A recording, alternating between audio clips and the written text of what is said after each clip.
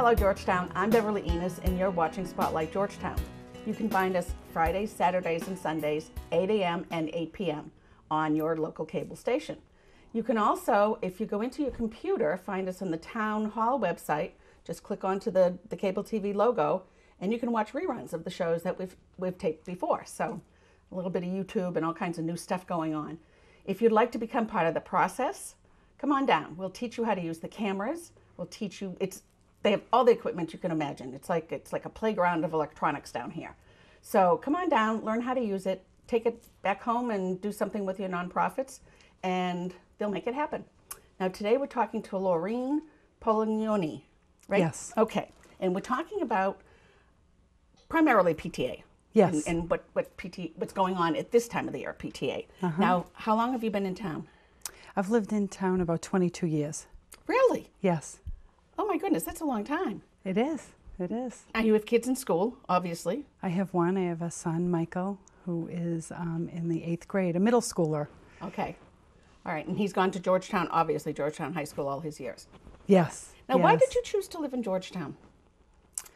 I grew up, I spent a little bit of time in Boston and then lived in Saugus. And when I got married, we wanted to get away from sort of the city life. And it was quaint. It was quaint. It was quiet.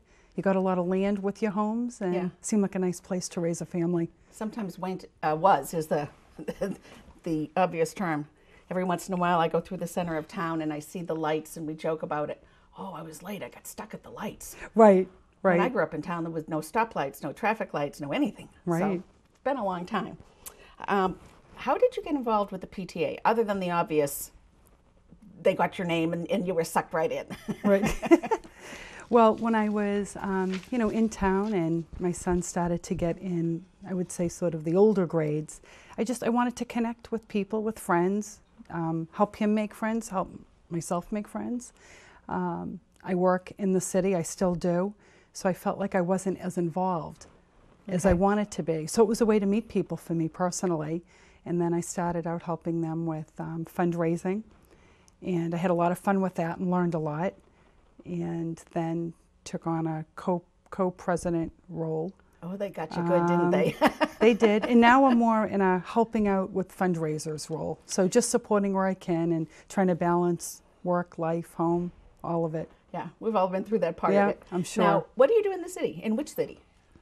You said you work in the city? Yeah, I work in Boston. I work for John Hancock, and I manage a claims department. Oh, wow. So I've been there for a while. So you're right in downtown with all that commuting traffic. I am. I am. Can you change your hours so that it's not so bad? Not really. I'm used to it now. Yeah. I'm used to it now. Gives you decompression time before you get back home? Yes. Yeah, that's what Plenty of that. Yeah, plenty of that. Yeah. Now, you're here to highlight this. Actually, let's go backwards for a minute.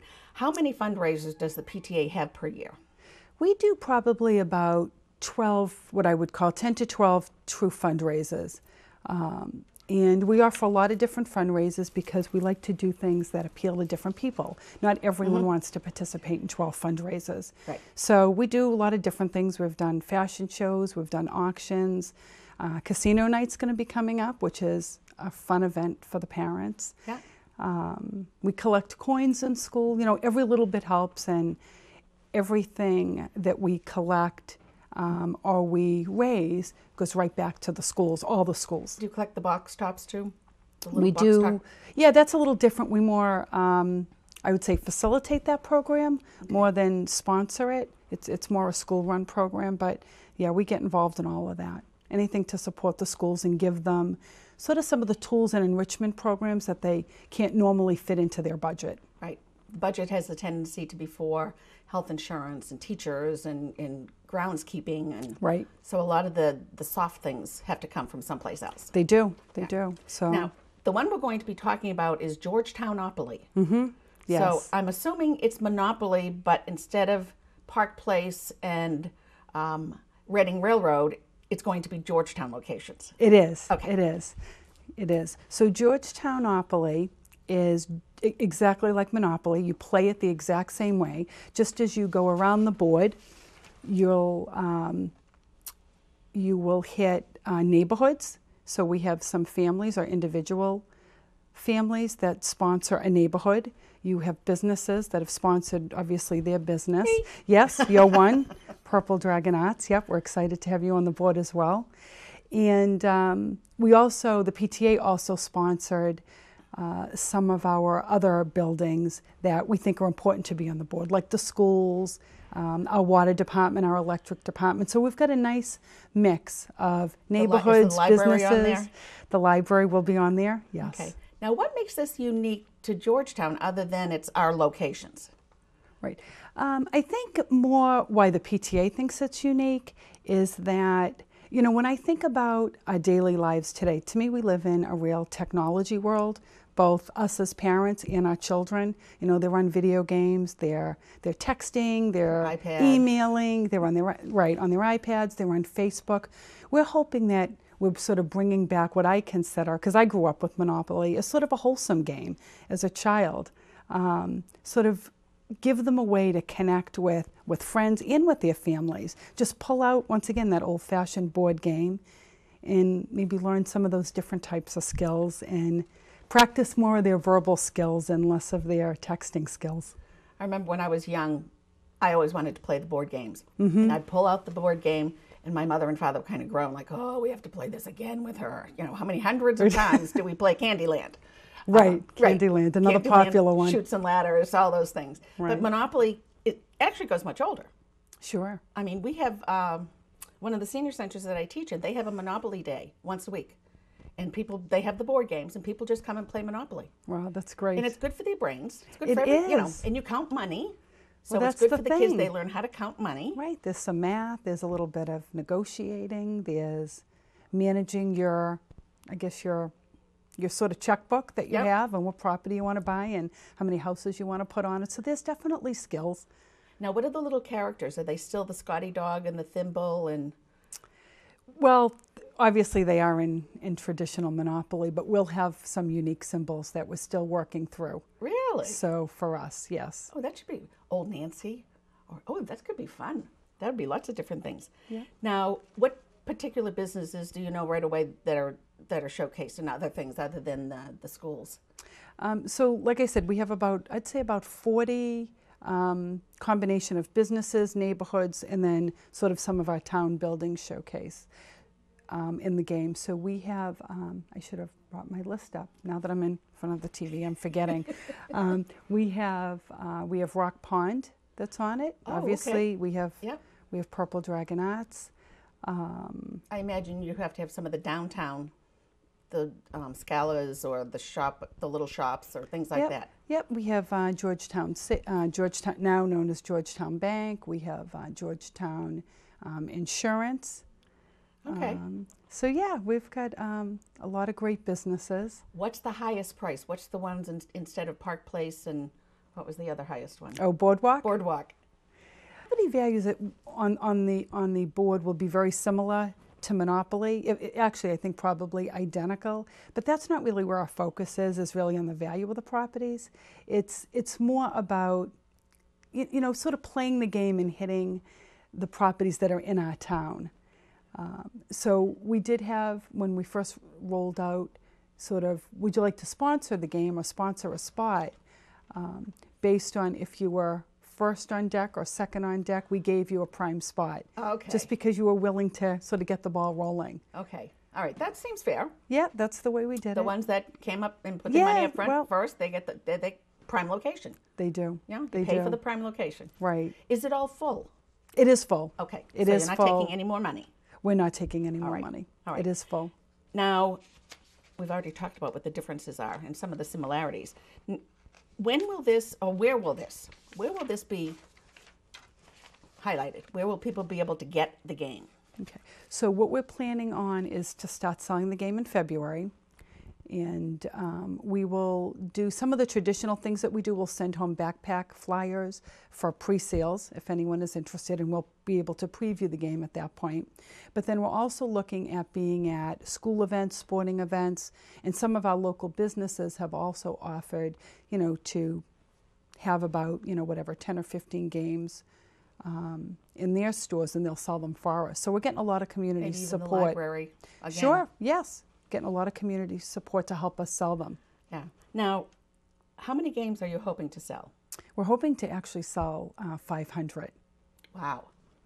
That's, well, yeah, but you think if each family bought one with the kids in school, that would sell it right out. It would, but it never works that way. But Yeah. we are hoping to sell quite a few, and we think to some degree it's a little bit timeless, so we don't have to sell it all year one. True. True. You know? It'll still always be Georgetown. Right. It's Georgetown, and I'm somewhere in the back of my brain, I'm thinking, okay, wouldn't it be neat if a Georgetownopoly contest, that the kids all gather together and play the game at the same time, or families would come and play at the same time. yeah, no, that's a great idea. We can probably be creative about The library might even do that too. how we market it Yeah. and get some excitement around Yeah, it. that would be fun, seeing it'd the be families good. show up and actually play the game themselves with the Right, kids. right, and that's what we're hoping. Yeah. What are you estimating for the profits? What is going to be the cost of the game? The cost of the game is $25, Okay. which is very similar fine. to what you'd buy a Monopoly game for. And once again, it's packaged just as nicely as a regular Monopoly game. So it's very nicely packaged. What I didn't mention was on the cover of the game board, we are going to highlight sort of Georgetown's history. So we're going to have a number of historical spots on the cover. So once again, sort of teaching the kids, getting that'll them be nice. to play the game, learn a little bit. Yeah, so I think it would be good. One of the centers that I teach in Tewksbury, they have one for Tewksbury, for the city of Tewksbury. Oh, okay. And it's fun to look at it and be able to say, oh, I've been there and I've been there. Right, I know where that is. And I right. know where that is. And I haven't been teaching there that long, so when I took a look at it, it was, wow, I know more than I thought I did here. Right. So you're going to start selling it in February. And what kind of profits are you hoping to make with this? We're hoping a minimum of $6,000. Great. If we sold the 500 games, we could probably go as high as 9,000 or 10,000. So we'll see Now, how it takes off. with the money for this, do you earmark it to a specific project, or do you just throw it in the till? We don't. Typically, we don't earmark it. Typically, we look at the budget and we allot so much money to each of the schools annually. Okay. And this is one of those fundraisers that's supporting, like the other fundraisers, the money that goes to each of those schools. So typically sometimes it's field trips, sometimes it's an enrichment program, sometimes we'll bring a vendor in to teach the children something very specific. Other times there'll be some technology needs that we'll support as well. And you make the decisions on that, or does the school department or the school committee? We have a number of directors that work at each school, and they work very closely with the principals and the teachers to make decisions on where we should spend those monies. All right. So it's a real collaborative process, and it works. Now, have any of the kids of the parents or the PTA been involved in this, putting this together, or making suggestions, or? Yeah, we've reached out to a few. I've reached out to a few myself to learn more about the history, something I realized I needed to get up to speed on. I knew some of the history, but not all of it. So we've reached out to some families that have been here for a long time, and they've shared some different things with us. Oh, that'll be great. Yeah. So it'll have a real well-rounded. I think so. It feels that way. You'll have the neighborhood, you'll have the properties, and then you'll have some history as well. So when it gets ready to be released, it'll hit the newspapers, Yeah, we'll put it. probably be on cable. Yes, we'll put it in the record. We'll send home flyers. We'll have it in some of our local stores and at school events. Oh, that should be fun. I'm looking forward to seeing it. Yeah. Thank you very much for joining us. No, my pleasure. It's been great to have you here. And if anything else comes up with the PTA and you want to come back on, let me know. Okay, I will. Okay. Thank you for having me. I'm Beverly Enos. This is Spotlight Georgetown. Fridays, Saturdays, and Sundays, 8 a.m. and 8 p.m. Don't forget February to get your Georgetownopoly. Thanks for joining us. Bye for now.